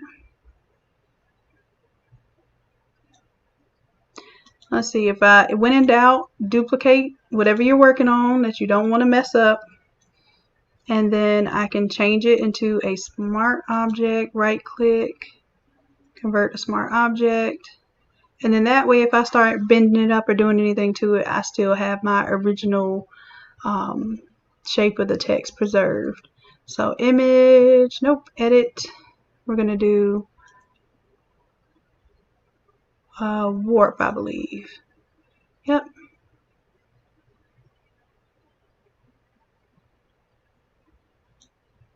So I'm pulling up these handles to the nodes, and then they go both ways. And you can be very specific. This thing is not pulling it as much as I'm pulling it.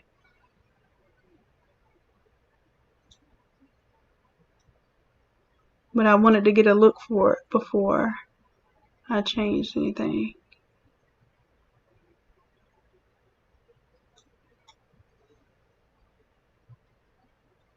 Or we can do an arc.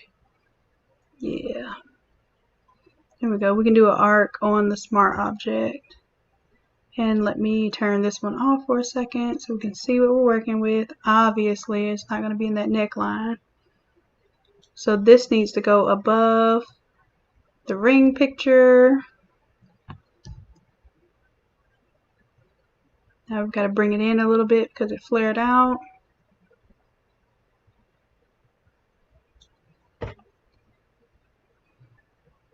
And we could even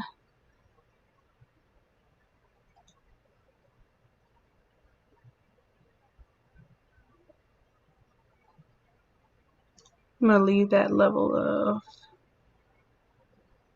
yeah, it means I have to make my picture smaller. I don't really want to do that. But if I do move it, I'm going to make sure I move this one and this one together. Control T, hold down Shift while I'm selecting.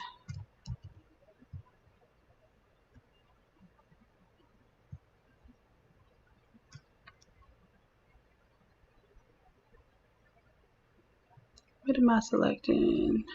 This one too. Control. There we go.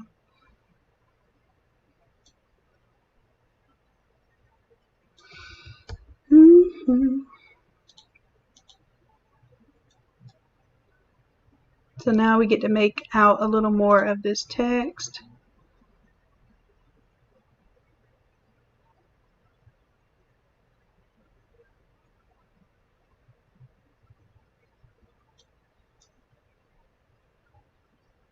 I want to get the saxophone in there, but I also want the words. So let's reduce 1 and 2 a little bit more.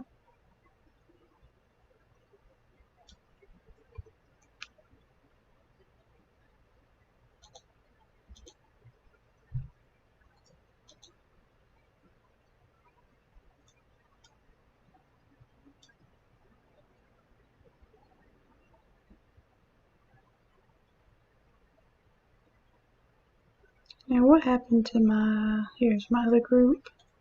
I want to see it straight across. This arch might be making me do more work than I need to do. So let me take off the arch. Nope.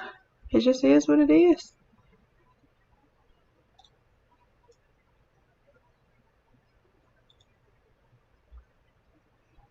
Now I need to bring them down without compromising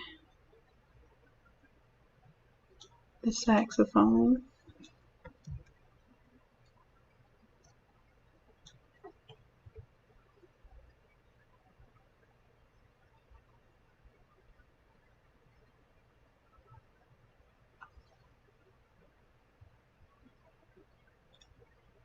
And here's another thing we can do. Choose a font that even if I cover it up,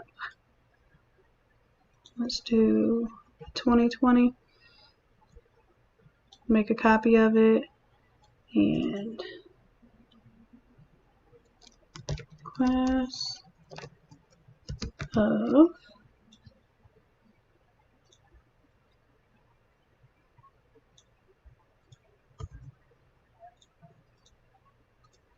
down class of, let's do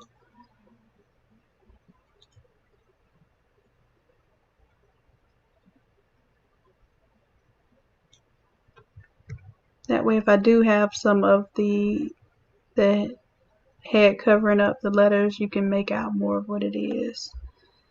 Ugh, I hate smushing my fonts.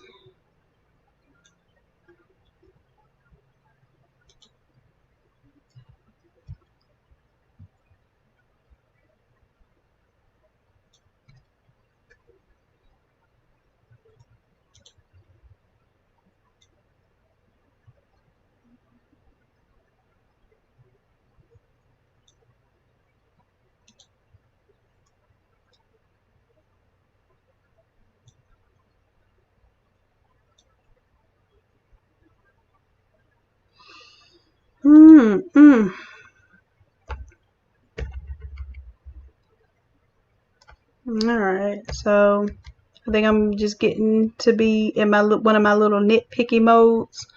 So I could just be in one of those moments where I just need to step away, look at it again, and come back later.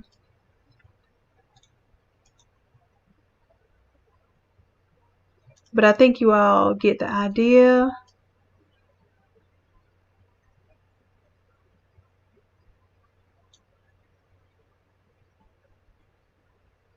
And is this the top of the school here? Okay, that's the top of the school. It just has that angle to it.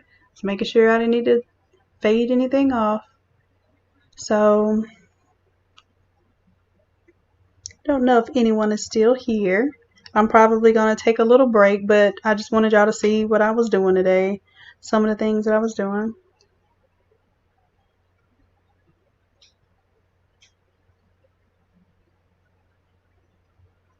Okay, Rona says, confused about the template that I'm using. Why do I place the images, backgrounds, etc. over all the sizes?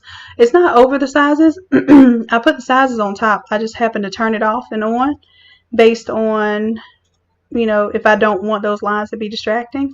Then I turn it back on to make sure that everything is going to fit on this small. So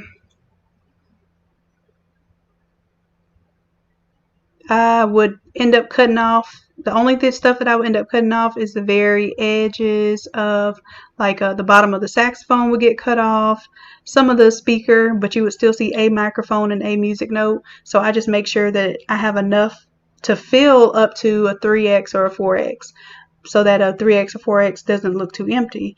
But at the same time, everything should be able to fit within a small shirt as well.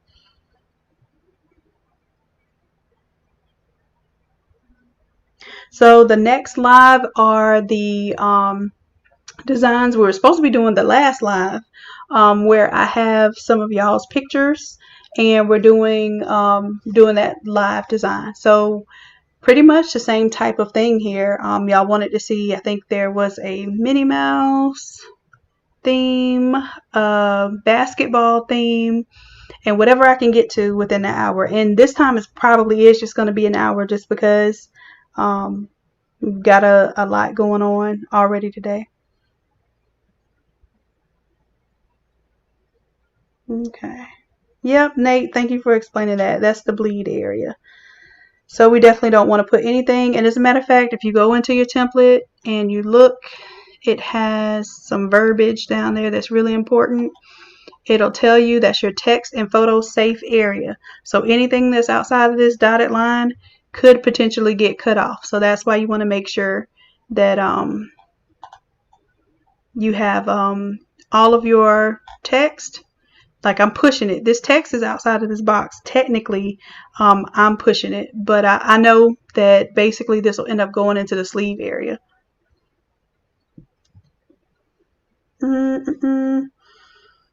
Okay.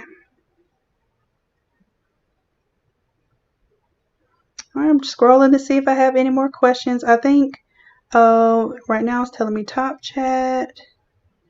I want to see live chat.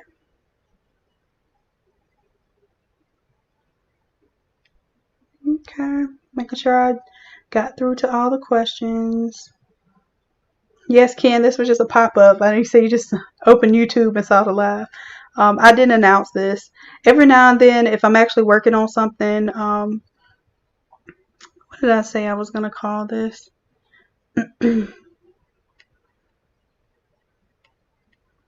Basically, whatever I'm working on at the moment.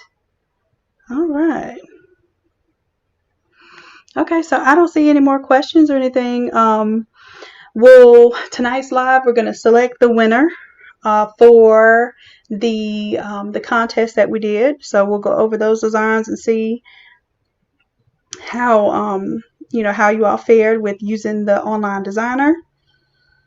So technically, I have not looked at them yet. So if y'all still wanted to take some time and post them before I get a chance to look at them, go to the thread where it says contest, and just make sure, just go on the online designer. You can do it on your phone and pull together a background, foreground. Go to remove.bg to cut out your images. If you have images you want to contour cut, use something as inspiration. So it could be anything you can think of. It's basketball season. You might want to do a basketball design. You might have your kids going to the playoffs or something, and you want to do something special for that. All of these PNGs that I'm using right now, the lightning, the paint splash, those PNGs are available on the online designer. So you can pretty much make a very similar design. Like I could have done all of this on the program except for when, you know how I like to make my text look a little bit more 3D. So the only thing I couldn't do is do the bevel and emboss. But I could have did the gradient. I could have done the outline and a glow or a drop shadow.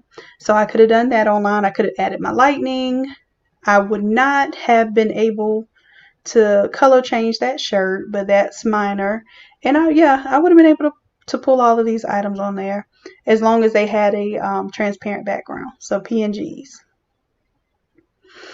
And maybe that'll be a challenge at some point in time, taking all my Photoshop templates and making them simple website versions where you don't need Photoshop to edit them. That'll be homework for some of the innate artists.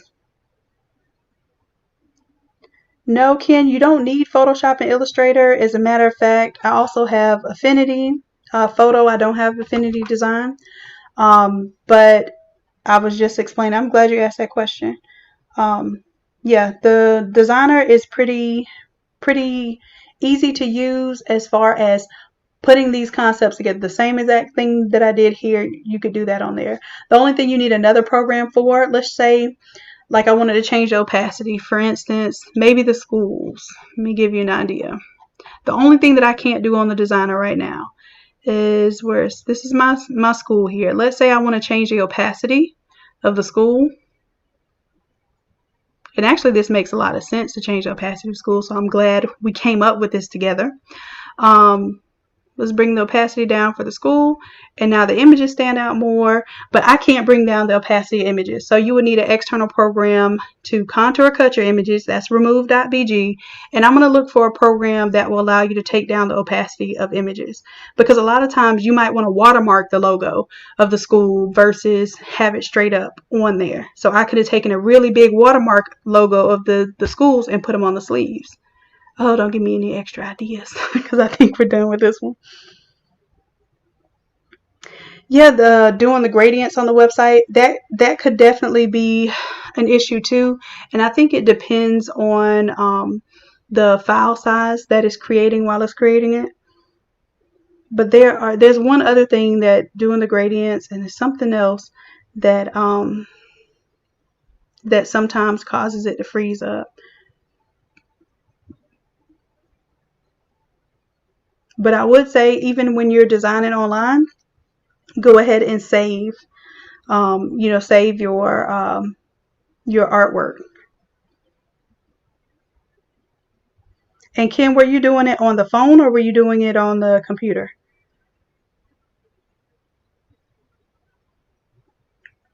The odd thing about it is CorelDRAW is the program that the website uses. So it is in conjunction with the CorelDRAW suite. So whenever I develop templates for the website, I can develop them in CorelDRAW, and it will take that file format and allow you to like edit the text and that sort of thing. But it's all kind of bugs with that. So I got really mad because I started converting all my templates to CorelDRAW and upload them on the site, and then people would try to edit the text and it would take forever because it just was not a good compatible setup. But and you were doing it on the computer. So yeah, I'm not sure. I will definitely write the web hosting company about that, because that is something they control. If it's something I can control, I definitely do my best to do something about it. You said the Fresh Princess template. What about it, love?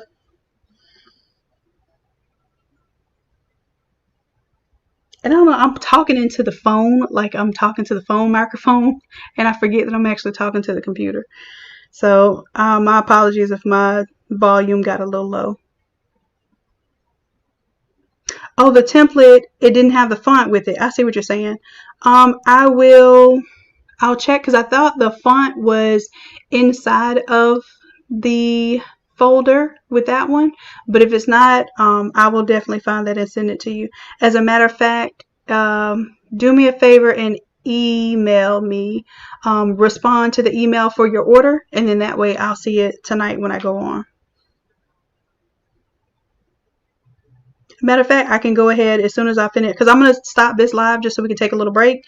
And maybe y'all can eat some dinner, or, you know, talk to your kids or your spouses or whatnot.